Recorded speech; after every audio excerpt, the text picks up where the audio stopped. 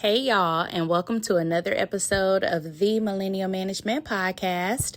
I am your host, Brandy, the Millennial Manager, and today is Monday, bitch. If you are inside of Patreon, if you are outside of Patreon, ho, it is Wednesday. And no matter what day your ass is listening, I hope you are having a good ass day. I would like to say a huge motherfucking shout out to Sway the Remix God, y'all. I got a Sway Remix God exclusive. Okay, he remixed the Fuck That Job video that I did a couple weeks back, and when I saw it, y'all, I was screaming. I'm like, oh my god. I have a Sway the Remix God exclusive. It is an honor. I want to say thank you so much. I really appreciate the video, and I really appreciate everybody commenting like, oh my God, this is so crazy. So crazy. Because y'all, if you don't know about Sway the Remix God, you do know this person. You just don't know that it's an actual person, okay? Sway the Remix God did greens, beans, tomatoes, whatever, that Shirley Caesar was saying. You name it. Did everybody sing for Thanksgiving? Bitch, I'm up there with Shirley, okay? So thank you, Swade. I really appreciate that. Today's episode, y'all, we're going to be talking about a huge motherfucking no-no. Okay, a no-ski, baby. A hell to the no. What is that? Hiring your motherfucking friends, bitch. I am strongly against it. I do not feel like it is beneficial. I feel like it is the most crippling thing you could do to your career, especially when you are in a corporate setting. It does not allow you to move further, and I'm going to tell you why we got this email. So I got an email from Betty on social media. She says, I hired someone I knew, and I thought she was a good worker, but she went to my supervisor anonymously and told stuff on me. I am her supervisor, but I can't ever stomach to look or talk to her after what she did to me. And her question is, how do I move on? Well, bitch, number one, you can't move on without accepting fault in this situation. What we're going to do right now is we're going to take accountability first. Number one, you should never, ever hire no bitch that you know. You understand me? Say yes. Thank you. Anybody that you know personally is not eligible for hire at any company that you currently work for. Now, you can recommend that bitch after you're done and you're gone, but nah, baby. Ain't no motherfucking friendship, ain't none of that more important than my damn job. I'm so sorry. Because this is how I take care of myself. This is how I take care of my family, and you're causing issues here. Now, the way you move on from this after we accept accountability is you're going to have to change the way that you interact with this person. No more personal conversations, of course, which I feel like you're already there. Do not communicate with this person outside of necessary communication, meaning the only time that y'all should be communicating is during working hours. You are her supervisor, which is also very fucking inappropriate, guys. You should never, ever be supervising your friend. Because how the hell you gonna tell Tanya, girl? That's a too long. Your lunch break is too long. You arriving late. You can't do that. That's why I also tell people don't be friendly with their employees. Okay? Because the minute that you have to correct them and there's too much familiarity, they're not going to fucking respect you. And it's the same thing when it comes to friends and family inside of the workplace. It's very hard for them to separate that shit. Okay? So that's why you just never do it. I don't give a fuck how hard up they are. I don't care. My job ain't hiring, bitch. I'm not recommending you. I'm not telling nobody about you. No. Because you gonna fuck up my place of business. No, absolutely not. Now, you ask, how do you move? Let's go back. How do we move from here? Number one, girl, I think you've learned your lesson to never, ever do that. But now you need to be professional with her 24 hours a motherfucking day. If she try to invite you out somewhere, unfortunately, I'm unavailable this weekend. I hope you enjoy. Like, you are going to have to talk to her like you are a customer service rep.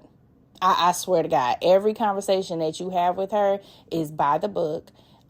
Inside of work meetings, you need to have a witness.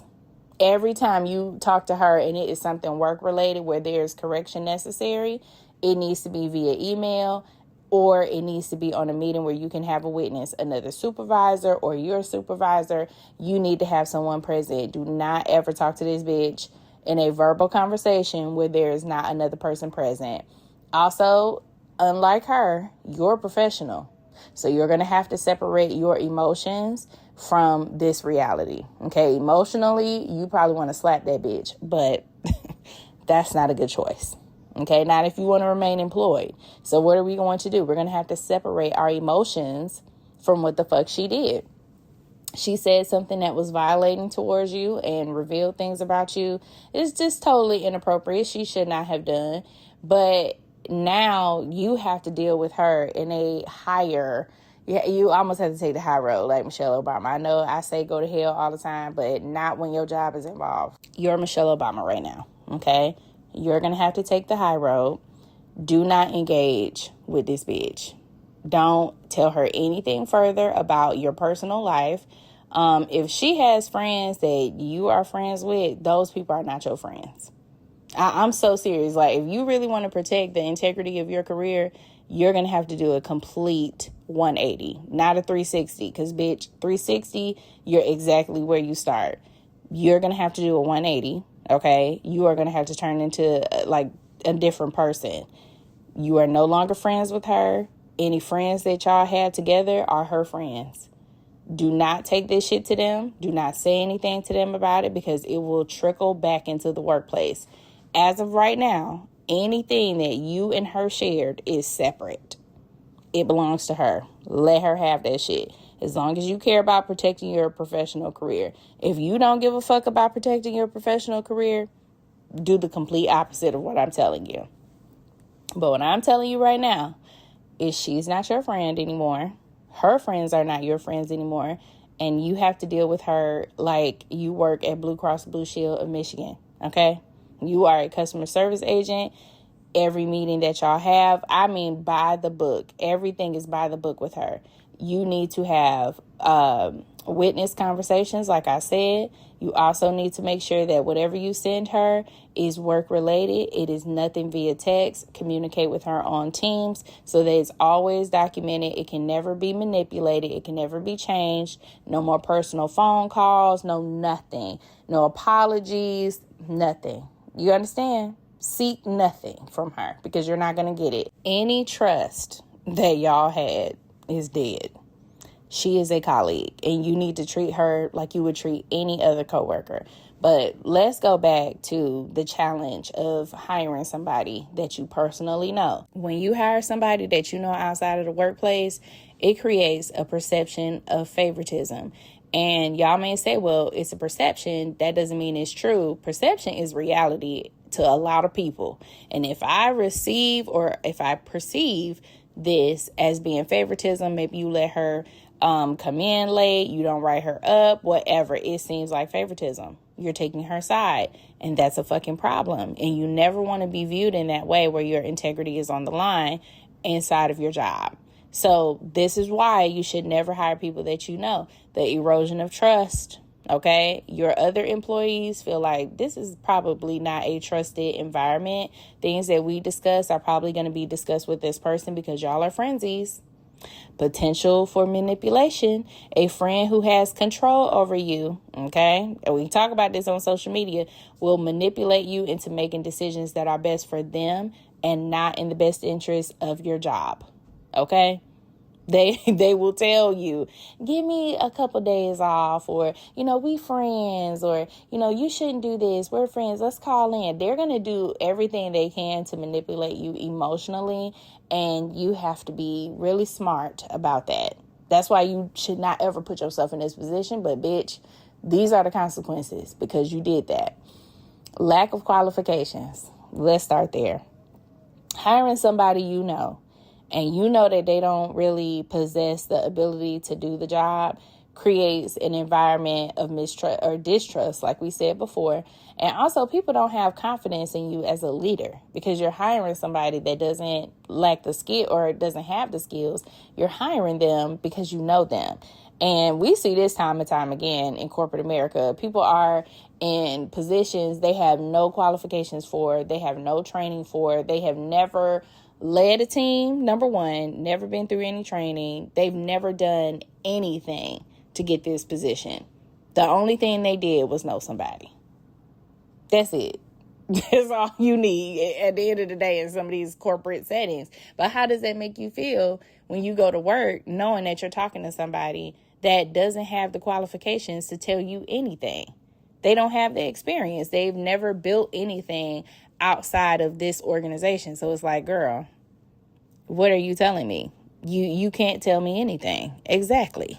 So in totality, girl, I hope you have learned your lesson. And I feel like sometimes we have to learn. Some people are just like experienced learners. They have to experience it. You cannot be warned. You cannot be told. You have to actually experience it to know it is a bad decision. And that's exactly what you're going through. So in totality, my sister, it is bad to hire somebody that works for you. But now that you have done this and she has betrayed your trust, like outside of work, you are going to have to act like a customer service rep. I swear to God, you are Flo from Progressive. You are the people at Blue Cross. You are the people that you don't know. You deal with her as if you are an employee. There's no more homegirl, no more laughing, ain't no more kikiing, none of that. You keep your conversations to a minimum, and they are only work related. Okay? Thank you. To everybody else who may be thinking, oh, my homegirl need a job, my friend need a job, y'all. It is very difficult to enforce professional boundaries when you hire somebody that you know. It is very hard to handle performance issues. It is very hard to avoid the perception of favoritism because we said perception is reality. What you perceive is the truth in your mind. Whether it's true or not doesn't really matter. It's because you feel it, you see it. And as someone who is an employee, that could make you feel like, okay, like I can't work here. You hiring somebody who is unqualified. You're also giving them special favors. You're allowing them to do special things. And it just brings down the morale inside of your team. And it's just not worth it. So I hope that you have learned your lesson. Everybody else, don't you ever hire somebody that you know personally. I don't give a damn if it's your baby daddy, your husband, your friend. No. Y'all go find a job on your own. My company is not hiring. And the main reason is it all boils down to maturity. You're never, ever going to find out the real reason as to why she violated you in that way unless y'all had a situation transpire. And that's where, you know that this came up or came from. But at the end of the day, it doesn't matter why she did it. You know she did. And now that you have that information and you know that it came from her, baby, you need to move like a customer service agent, okay? Everything is real strict over here. Ain't shit funny. This is work, period, the end. Cut your losses outside of work, and that's how you deal with her from now on because people don't have the level of maturity or the same level of maturity to work in an environment with people that you personally know. They don't. And you can measure their maturity by situations like this. Like, look at what happened. You hired her, offered her the position. She's in your team, and look at what she did. And it's not going to stop there. I also want you to know that it's not going to stop.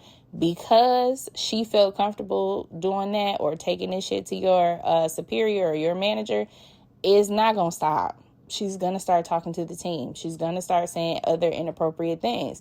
That's why whatever conversations that you have with her now need to be very basic level, work related, and it needs to be witnessed. And if I were you, I would tag in your supervisor. Okay. Now y'all have a good ass day, bitch.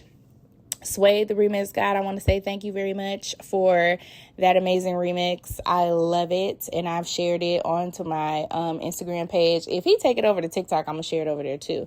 But y'all have a good ass day, and I'll talk to you later. And do not ever hire your motherfucking friends, bitch. Okay? Thank you. Y'all have a good ass day.